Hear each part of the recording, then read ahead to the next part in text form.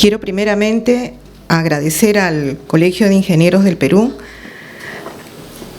a la Comisión de Ley de Contrataciones del Estado por esta invitación y también a la Asociación Peruana de Consultoría, a la cual tengo el honor de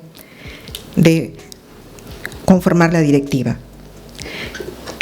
Creo que hemos tenido una jornada bastante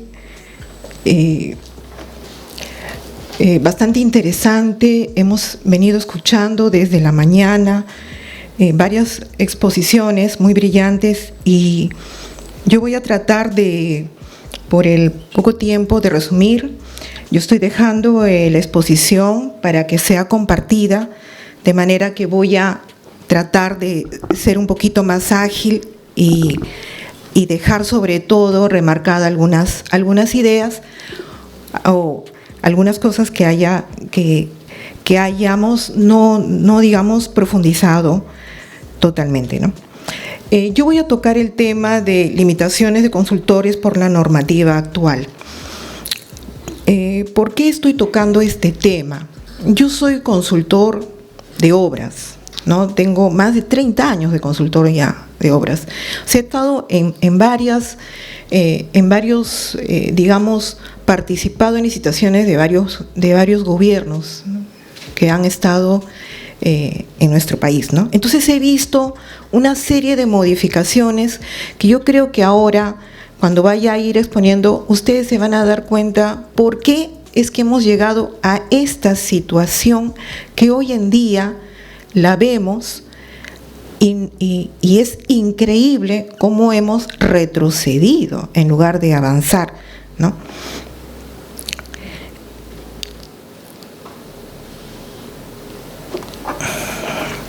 Limitación de los consultores de obras, ¿no? Porque hablar de consultoría ya es una palabra un poco desprestigiada, diría yo. Tenemos que especificar que estamos hablando de consultorías de obras. Y ¿puedes ir avanzando? Ya. ¿Cuál es? El botón este grande para avanzar y este para retroceder. Ya.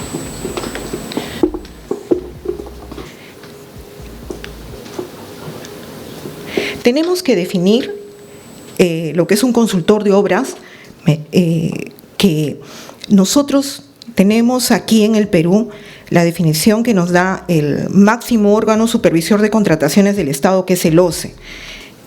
El OCE define al consultor de obras aquel que brinda servicios altamente calificados en la elaboración de expedientes de obras y supervisión de obras.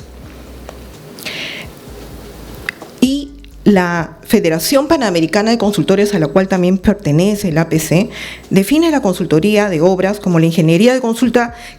Es el trabajo intelectual que pone a la tecnología al servicio de la sociedad, es ejecutada por profesionales en el desarrollo de proyectos, participando en ellos desde su concepción y la definición de procesos y especialización de equipos hasta la supervisión y administración de obras que requiere su materialización para terminar colaborando en la puesta en marcha.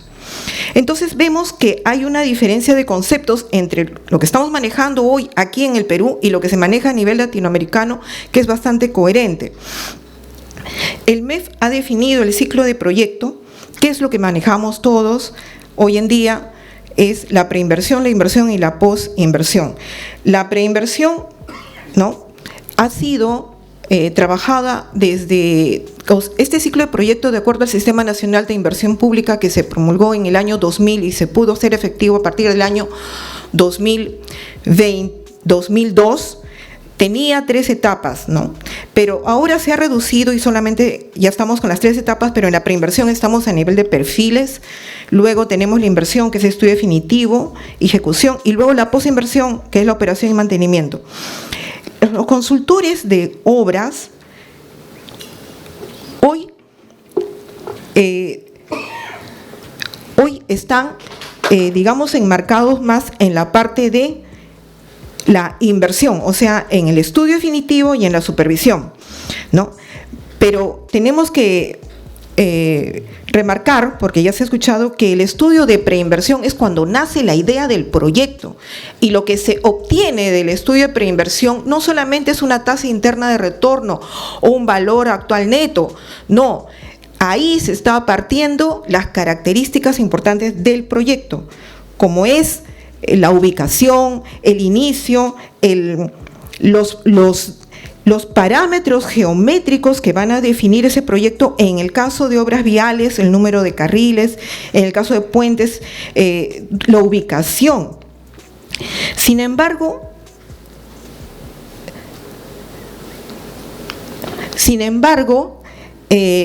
hoy en día solamente se ha limitado la consultoría de obras a la ejecución de expedientes técnicos y supervisión de obras, ¿no? Remarcando esto.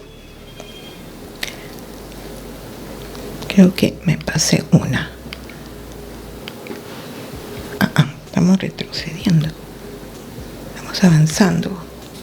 Está avanzando. Bueno, sí, pero... El botón de abajo para retroceder. Bueno, yo voy a hablar rápidamente también por la hora. Entonces, tenemos que dentro del ciclo del proyecto se ha limitado al consultor, al consultor en la etapa solamente de la inversión.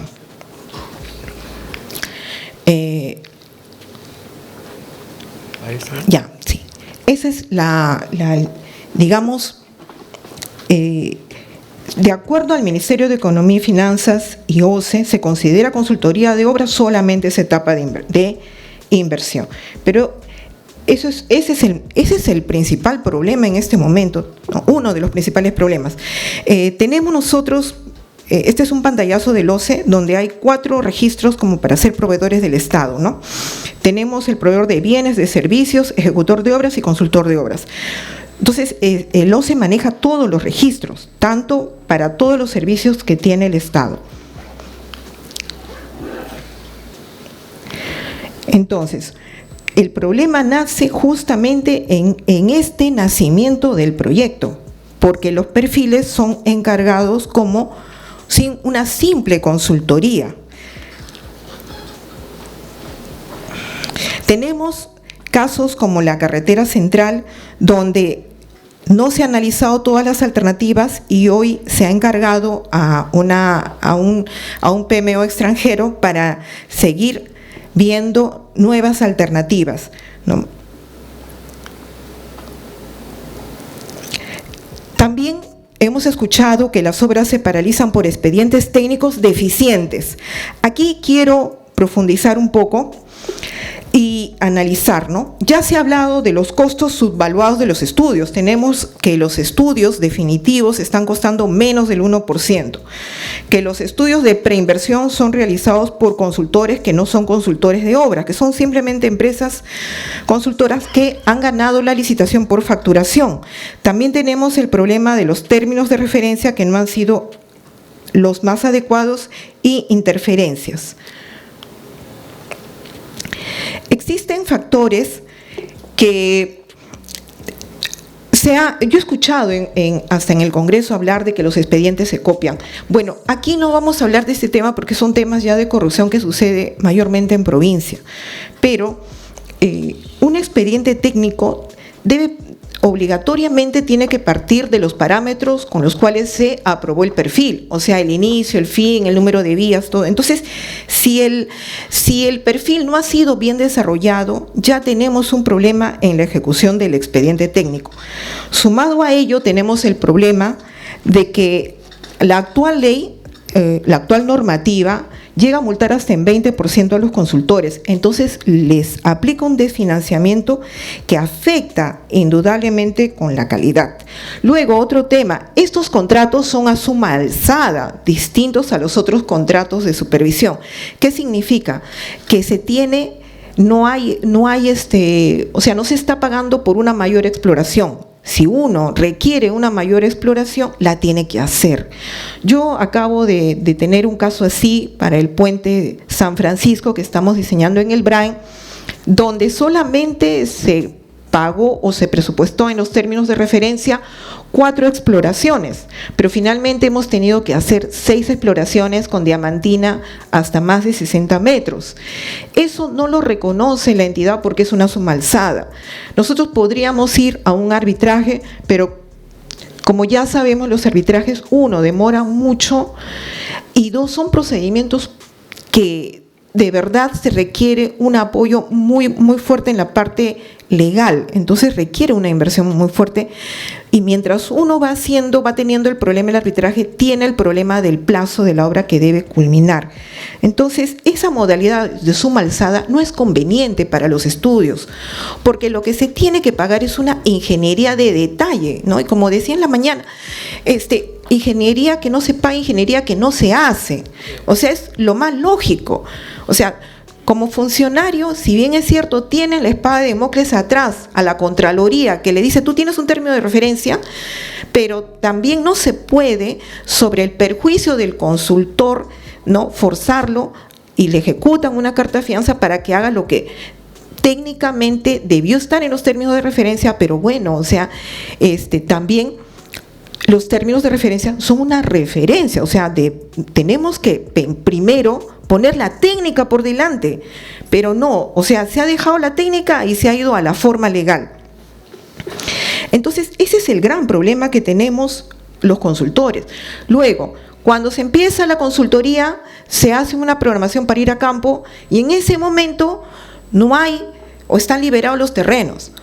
Hoy en día, cuando uno va a campo y hace el trazado, o saben que por ahí va a ir el puente, a los 5 meses ya cambiaron el uso, que era agrícola, lo cambiaron a zona urbana, ya se llenó la población y ya comenzaron a construir interferencias. Y es increíble, porque hoy en día es bien fácil que simplemente un posesionario pida su instalación de luz con medidor, y lo hacen rapidísimo, simplemente con un documento de posesión. Entonces, el consultor, cuando está terminando su proyecto, tiene una serie de interferencias que no las vio al inicio y las tiene que volver a colocar en su proyecto, y es una cosa de nunca acabar.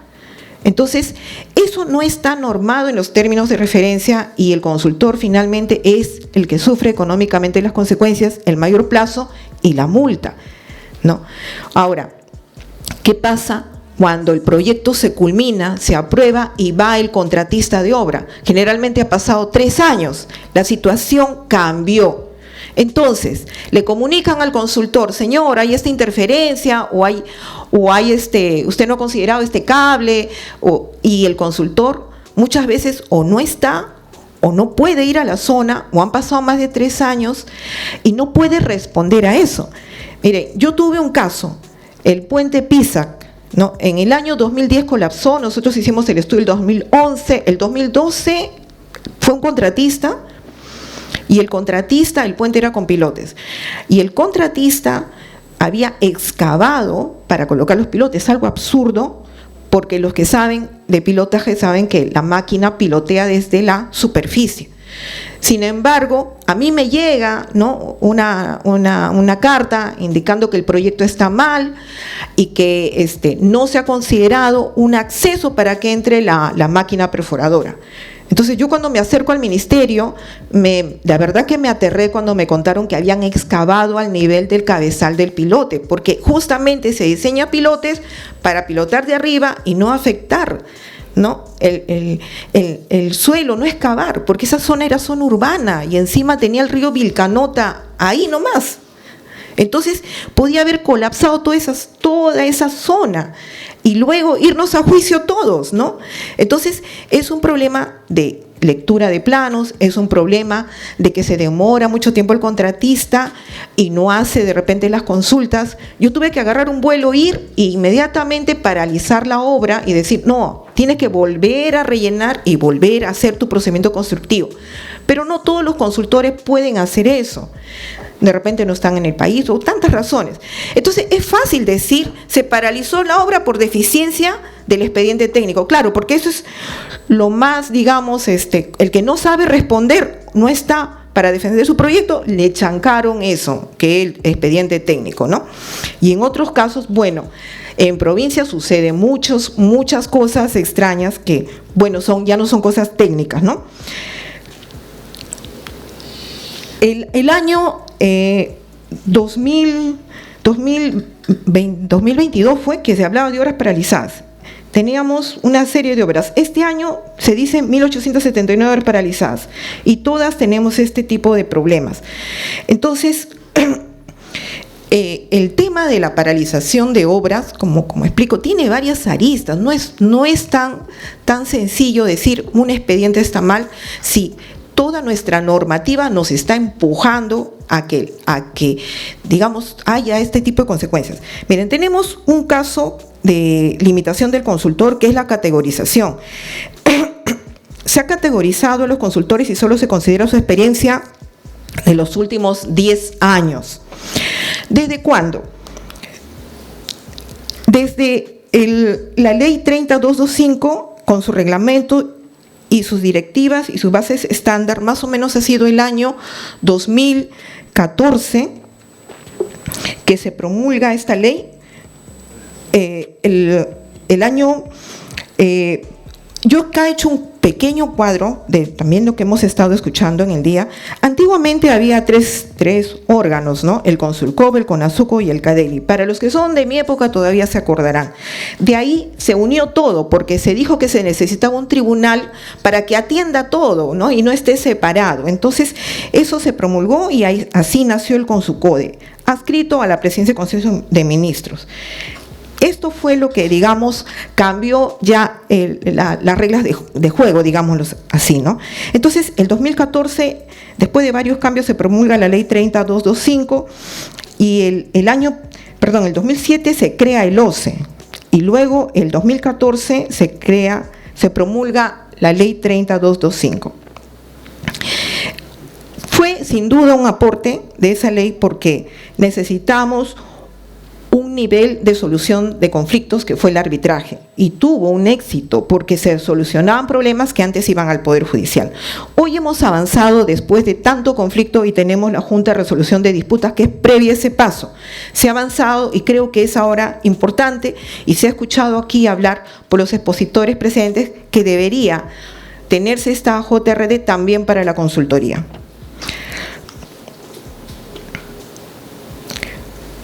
Bueno, esto creo ya lo dije. Acá hay un recuento que les estoy dejando de la creación del OCE y bueno, al OCE le dieron facultades, ¿no? Y dentro de sus facultades estaba emitir directivas. Dentro de esas directivas era emitir sus modificaciones, bueno, y tenemos actualmente, esta es el texto único ordenado de la ley 30225 vigente hasta ahora y es con la que contratamos, ¿no? Bueno, aquí ha habido una historia, ¿no? Que estoy dejándola. Bueno, ha habido recomendaciones de entes extranjeros para que se emitan ciertas directivas.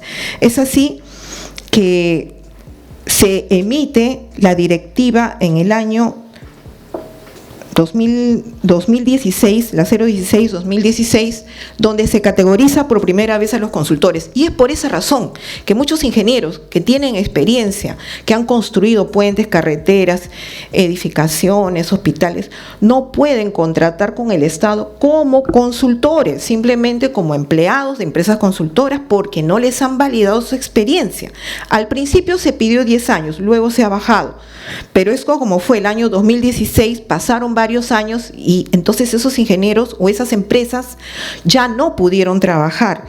Aquí hay una brecha, entonces se ha reducido la cantidad de consultores que teniendo experiencia como consultores no han podido contratar.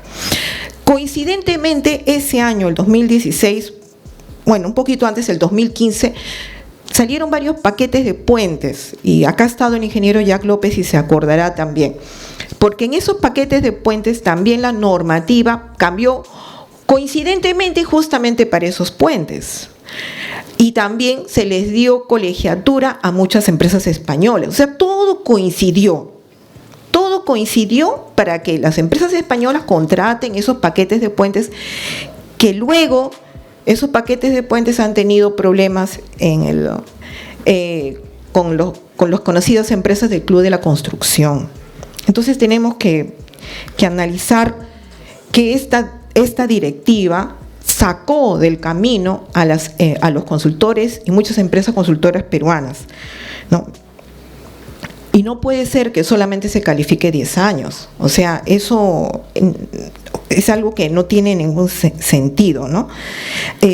Hay en la directiva que se ha vuelto a actualizar el año 2020, se han puesto los montos topes para las consultorías de obras, que también le estoy dejando, y si usted es un ingeniero, un consultor, joven o mayor, pero tiene que demostrar que tiene una especialidad para tener una categoría. La A es que no tiene experiencia y solamente contrata 8 ITs, que con 8 ITs no se hace un expediente. La B tiene que haber facturado un monto de 400.000 para que le den una categoría B. La C, un monto de 4 millones en ese periodo. Ahora están, digamos que dando más tiempo, ¿no? Desde la colegiatura o desde la creación de la empresa, y de 20 millones y para que pueda trabajar sin limitación. Entonces, esto es una restricción que tenemos actualmente los consultores.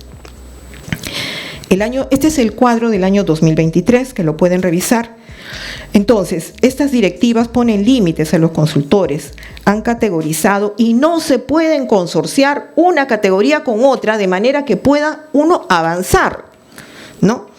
Entonces, ya y se da peso a la facturación, más no tanto peso a la experiencia, sino a la facturación, que no sabemos realmente cuando vienen empresas extranjeras cómo traen su facturación. Incluso las traducciones no se pueden verificar bien.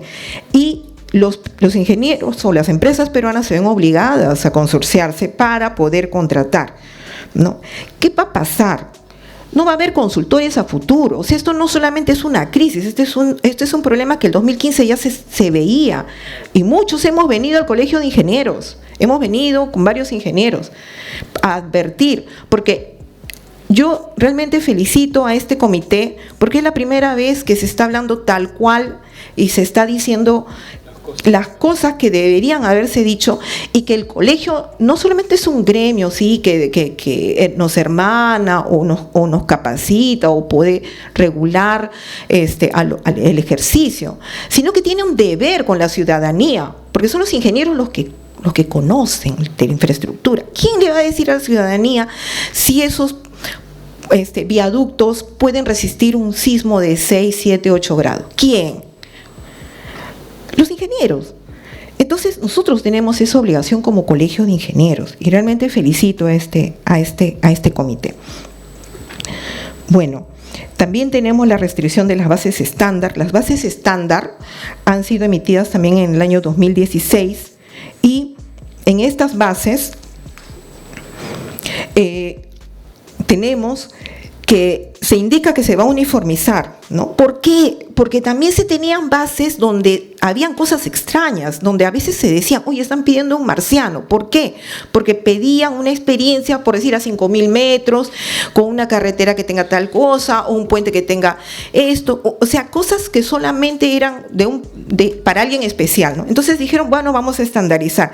Sí, pero al estandarizar también comenzaron y pusieron unas vallas que son realmente, uno las puede leer y puede decir, sí, es interesante tenerlos ISO porque eso te ayuda a mejorar tu empresa, pero no eran ISOs de calidad, porque hubieron ISOs de calidad. No, estos ISOs eran ahora voy a explicar, pero aquí estoy presentando la página web del OCE y van a ver una serie de bases estándar que es difícil de hacerles un seguimiento si uno realmente no se vuelve experto. O sea que hay que tener ahora una profesión para ser experto en contrataciones del Estado, porque si no, no puede contratar.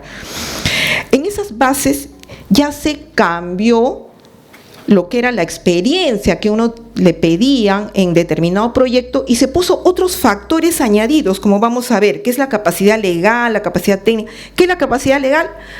La categoría que tenías. Si tú no tenías categoría D, B, C, automáticamente tu sobre a un costado. Así hubieras hecho el billing, pero si tú no tenías esa categoría, ni te miraban el sobre.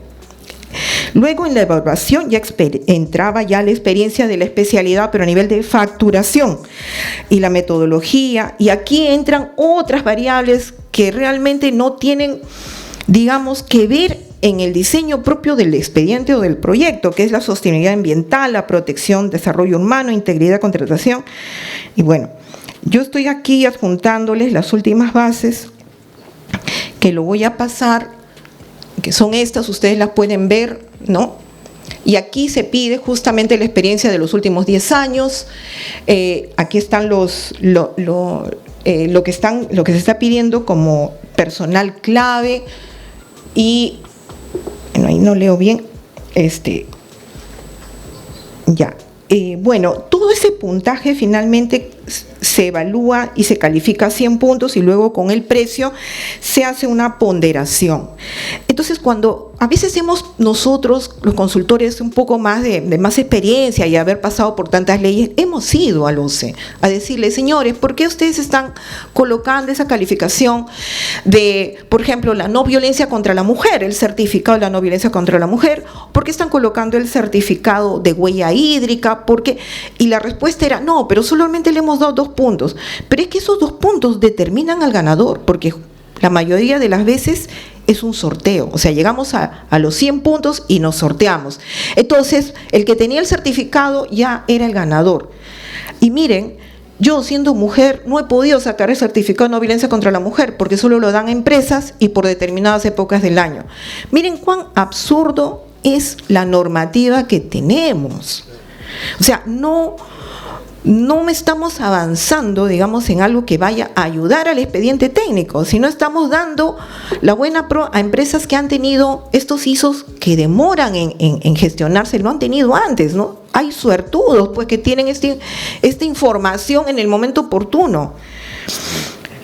Bueno, ¿qué ha pasado? Ya sabemos la historia, el problema en que estamos ahora, y yo les voy a dejar acá algo bien lúdico, bien bonito, y quisiera que cuando tengan tiempo lo puedan ver, que es una matriz que hemos elaborado, digo hemos porque yo trabajo también con otras personas, y esta es una matriz donde está todo lo que se está pidiendo, y con colorcito se ha puesto los cambios que ha habido a través de los años.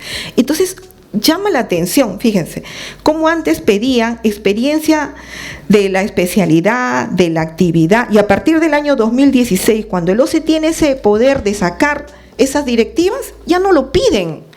Piden otras cosas, te piden la categorización. O sea, si no te categorizaste, que era duro, porque había que presentar documentos que tenían que decir, el documento tenía que decir todo bien explicado, resoluciones, y si no las tenías, no te lo daban, ¿no? Entonces había empresas o ingenieros que tenían documentos pues de 10, 15 años, ya no les valía. Entonces, el que se había categorizado y había hecho su trámite, podía contratar. Y el puntaje le daban, como está ahí en rojo, le daban a estos nuevos certificados. Y eso se ve claramente que es a partir del año 2016, 17, 18. Entonces yo les dejo esto para que lo puedan ustedes corroborar y hablar con la gente que ha trabajado en licitaciones. Entonces, ¿por qué hubo este cambio? ¿Por qué se sacó a muchos consultores del mercado, no? Bueno, entonces, miren, el tema de los ISO, si bien es cierto, los ISOs de calidad, que son buenos, también se quitaron y se pusieron otro tipo de ISOs, pero en principio yo les voy a contar de que en esa época vinieron empresas extranjeras y presentaban en las licitaciones los ISOs de sus empresas que estaban en el extranjero. O sea, mira lo absurdo, ¿no? Porque si yo voy a presentar un ISO de gestión de calidad o algo, es porque mi empresa o acá lo está practicando. ¿Para qué sirve en una licitación un ISO de su empresa que está en otro país? Sin embargo, fue validado. Bueno, todo esto costó mejorar, ir a esta parte competitiva, trabajar, pero vemos que no es suficiente. ¿Por qué? Porque muchos de estos ISOs que la verdad han estado de adorno, porque luego cuando ya nos hemos enterado de la situación, hemos visto que las empresas que tenían esos ISOs antisoborno luego estaban denunciadas, ¿no? En el caso de en el caso de los puentes, ¿no? Los puentes en el año 2015 se empaquetaron. Entonces, había ingenieros de mucha experiencia, pero habían construido pues puentes, digamos, en los últimos 10 años, pero que sumado no le daba lo que pedían, era el paquete de 5 o 6 puentes, pero multiplicado por 3, porque te pedían 3 veces la experiencia. Entonces, los consultores prácticamente no podían participar. Eso fue lo que pasó. Pero también hubo estos contratos fueron como concurso oferta, entonces vinieron empresas extranjeras donde ellos podían presentar su facturación y no le pidieron la experiencia al consultor de obras. Así se contrataron esos puentes en el año 2015-2016. De manera que desde esos años es bastante restrictivo la participación de los consultores. Ahora tenemos los contratos de gobierno a gobierno, que ya han hablado bastante y sabemos que no es pues la solución a los problemas, ¿no? Pero hay un tema acá que sí quiero tocar. Miren, los consultores que entran a trabajar les dan consultorías pero fraccionadas por especialidad. Entonces, esos consultores, si bien es cierto, tienen trabajo que necesitamos trabajar, esa experiencia no va a servir luego como para una consultoría de obra completa. Ese es otro problema, aparte del subcontrato, ¿no? Y entonces, bueno, yo estoy hablando desde mi punto de vista, como la limitación, ¿no? Bueno, para redondear, ¿no? O sea, los contratos de gobierno a gobierno no han sido lo que se esperaba, no se ha cumplido el plazo, no hay la transparencia y en muchos casos se ha triplicado o cuatriplicado el costo. El Hospital Lorena empezó costando 250 millones, tuvo un problema, o sea, estaba casi terminado, faltaba implementar el equipamiento y parte de la infraestructura había fallado. Pero hoy en día, en la exposición que han hecho la PMO de Francia, ha mostrado que ahora requieren 900 millones, más de 900. Entonces, ¿por qué? Tampoco se sabe, porque ellos simplemente dan títulos, ¿no? Como que infraestructura, 100 millones, riesgo, tanto, o sea, lo dan por rubros, pero no dan detalle. Entonces, o lo tomas o lo dejas, en otras palabras, ¿no? Se dice que no hay adicionales. Claro, no hay adicionales porque no hay un presupuesto. ¿Con qué lo vas a comparar? El presupuesto lo sacan al final, ¿no?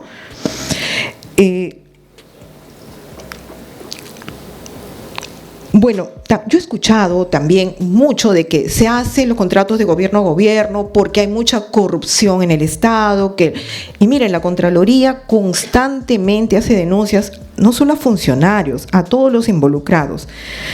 Y realmente los funcionarios, para evitarse el proceso, no te aceptan adicionales que ellos saben que se requiere, pero no lo aceptan porque tienen temor. No aceptan ampliaciones de plazo y todo lo han burocratizado. O sea, todo es documento tras documento, entonces los proyectos demoran 2, 3 años, ¿no? Sin embargo, lo tenemos que decir, la Contraloría nunca alertó los principales problemas de corrupción. O sea, estamos hablando, ¿no?, de otra cosa, o sea, otra corrupción, ¿no? Entonces estamos persiguiendo, ¿no?, a la gente y la han vuelto temerosa, no ejecuta, no avanza, pero el elefante está en otro lado y no lo miran.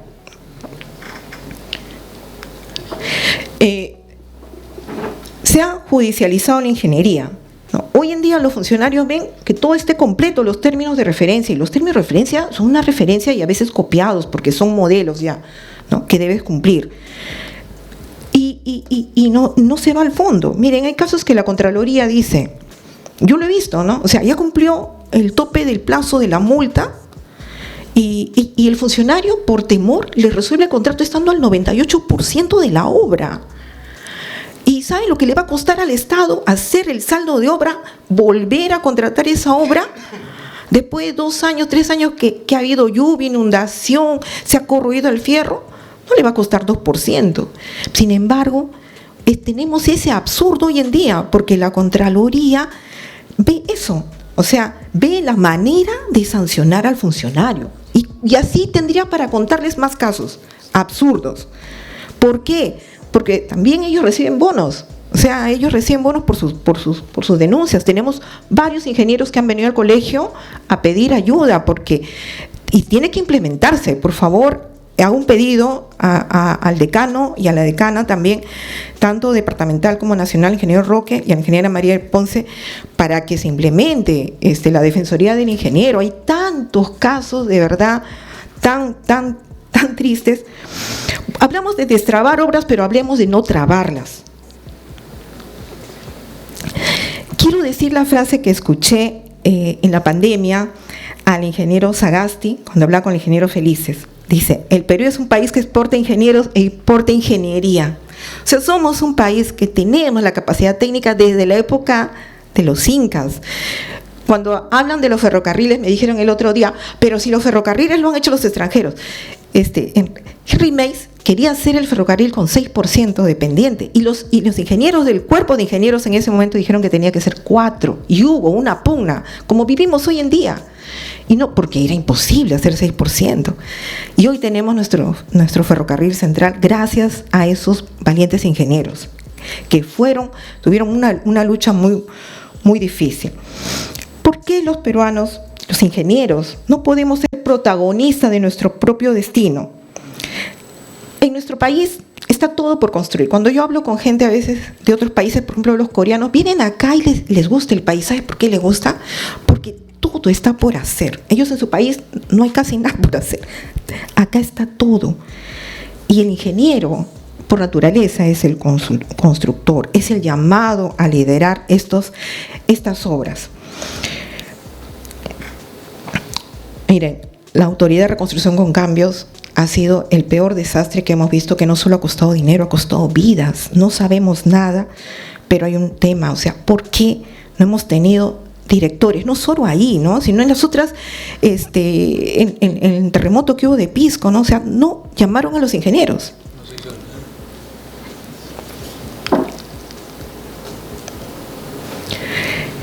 Ha habido directores, ¿no? Pero no han sido ingenieros. Entonces,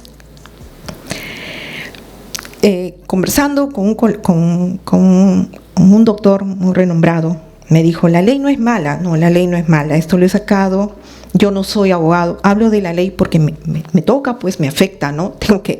Dice, la ley no es mala, es necesaria. ¿Qué sería del mundo sin las leyes? Pero no podemos olvidarnos de que la ley se hace para ayudar la convivencia del hombre. Y también, ¿no? Nuestra normativa de la ley de contrataciones debe ayudar a que se cumpla con la ejecución de los...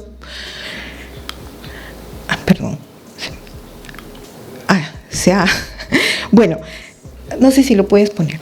Yo lo voy a leer. La normativa de la ley de contrataciones debe ayudar a que se cumpla con la ejecución de los proyectos de forma justa y evitar disputas que lleven a la paralización de obras. La ley está hecha para que se ejecuten las obras, no las obras para que se ejecute la ley.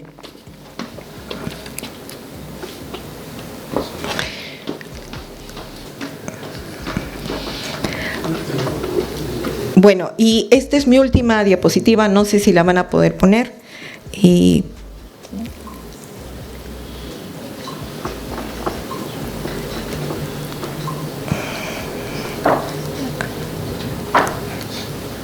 al final, a ver.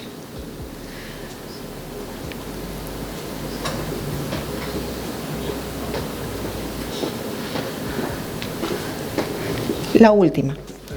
Ya, sí. La frase es, la ley está hecha para el hombre y no el hombre para la ley. Lo dijo Jesús de Nazaret. Gracias.